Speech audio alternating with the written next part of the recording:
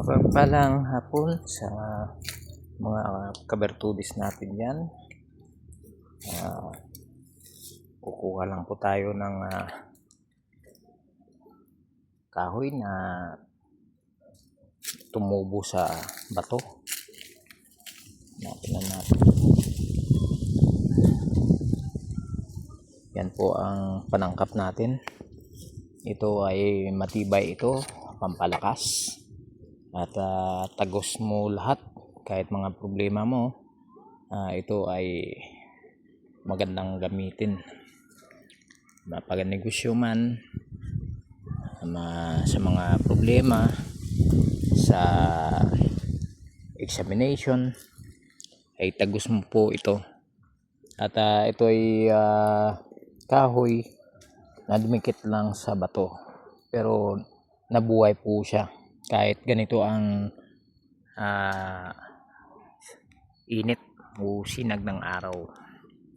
At bihira lang dito makatubig dahil ito ay bundok. Ito po yung kahoy na tumubo, parang bonsai na po siya. Ayan mga kabertudis, ito medyo ano na po siya, nakadikit na talaga. Ito mabisa. At ito ihiling natin sa mga nagmamay-ari nito. Pang ano lang po yan, pang respeto lang po tayo sa mga tagabantay ng kahoy na ito.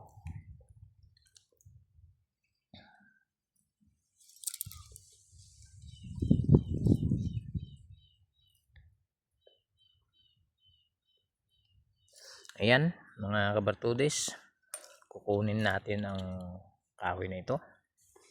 At ito siguro kaya natin tanggalin to kasi wala tayong itak. At isangkap na lang natin to lahat. Ayan, yan po ay magandang klaseng kahoy, kaya yan po ang kukunin natin. Ayan, kunin natin to.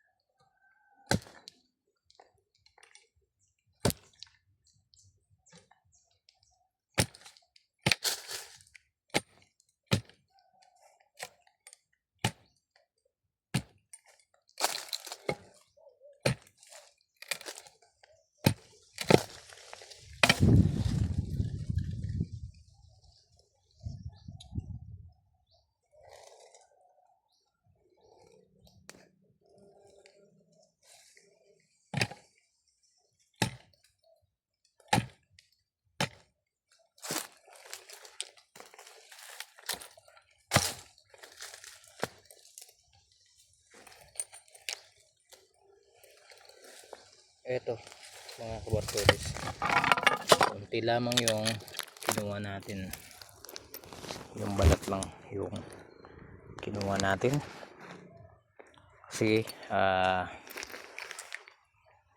hayaan lang natin siya na mabuhay dyan sa bato. lalaki pa yan yung mga sanga niya. Ayan mga kabertudes, yan lang muna. Maraming salamat. God bless sa inyong lahat.